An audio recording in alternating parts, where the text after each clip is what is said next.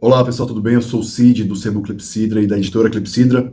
Estou gravando hoje este vídeo para apresentar para vocês nossa nova campanha aqui no Catarse.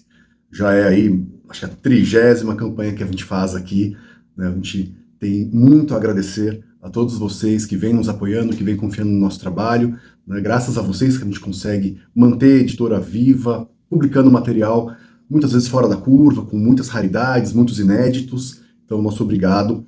E hoje eu queria muito falar sobre uma campanha que a gente fez com a editora Wish, né, há alguns anos, que resultou no especial Vampiras, que são esses dois livros aqui. Então, Carmila e A Morta Apaixonada, né, são dois livros que vão trazer aí duas das principais vampiras da literatura.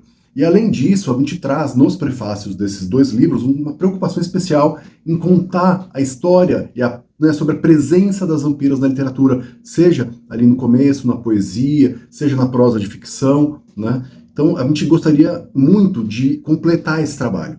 E hoje, então, a gente está trazendo uma proposta de financiamento coletivo do livro A Noiva Morta e Outras Vampiras Anteriores a Carmila. E por que isso?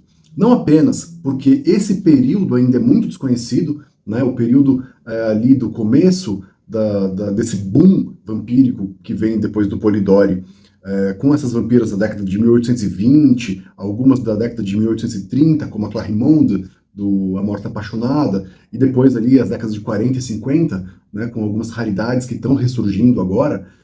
A gente gostaria de mostrar para vocês que essas vampiras existem, que elas são interessantes, e que a Carmila, por mais interessante, por mais icônica que ela seja, ela não é a primeira vampira, como continuam ainda a alastrar, né, nas campanhas de marketing, e até às vezes com, né, algumas intenções aí que é melhor a gente nem presumir, né, porque a gente sabe que existe um certo oportunismo nesse marketing de que a Carmila foi a primeira vampira da literatura, sendo que havia pelo menos aí umas 30 antes dela, na poesia, no drama e na prosa de ficção, né?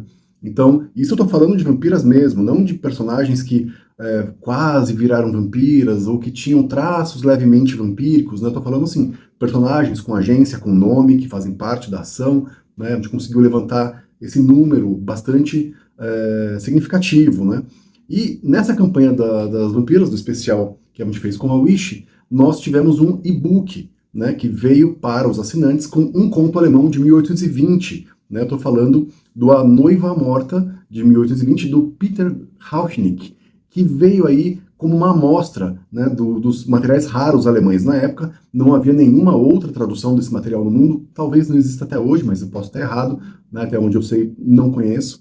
E a gente trouxe então agora Outras Vampiras. A gente quer pegar esse material que só saiu em e-book, trazer uma versão física, como a gente prometeu na época, porque muita gente que não conseguiu apoiar a campanha queria esse material, então nós falamos, vamos fazer uma versão física, só que a gente vai trazer não só o conto, a gente vai trazer também, numa antologia, escolhidas a dedo, 7 vampiras, que vão então mostrar o que é a vampira byroniana, o que é a vampira derivada das gulas arábicas ali, das Mil e Uma Noites, e o que é a vampira gótica, quando nós temos inclusive aí vampiras que se transformam em morcego 52 anos antes do Drácula, né? Eu vou comentar um pouquinho mais sobre essa história. Mas basicamente a gente está fazendo uma homenagem, então, né, como alguns de vocês já podem ter percebido nas entrelinhas, ao nosso mestre Rubens Francisco Luchetti, que escreveu As Sete Vampiras, que virou, né, o filme ali do Ivan Cardoso, né, essa obra-prima do Terrir. Então não é à toa que nós pegamos 7 vampiras.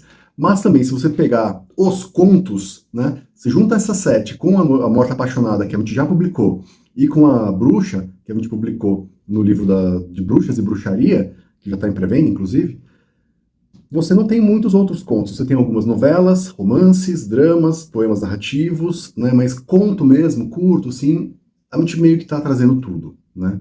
E a gente tem a sorte de que nenhum deles é insignificante, nenhum deles é boçal, são todos muito interessantes e muito diversos, né? Então nós temos, por exemplo, vampira inspirada nas necrófagas gulas, né, do folclore árabe. Nós temos vampira derivada do Polidori, né, como se fosse uma versão feminina do Lord Riven. Nós temos vampiras ali na tradição alemã, né, com essas nobres, belas, frágeis e fatais que vão drenando a vida de todo mundo que está em volta.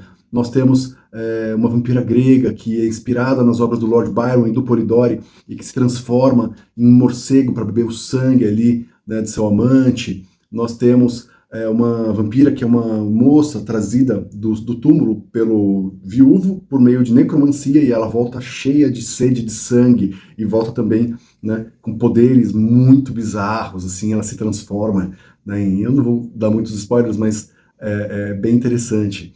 E a gente tem também um conto, e aí eu acredito que a maioria de vocês nunca ouviu falar disso, mas nós achamos um conto gótico inspirado na Condessa Sanguinária, na Erzsébet Báthory, ou Báthory Erzsébet, porque ali na Hungria o sobrenome vem antes do nome, né, naquela época.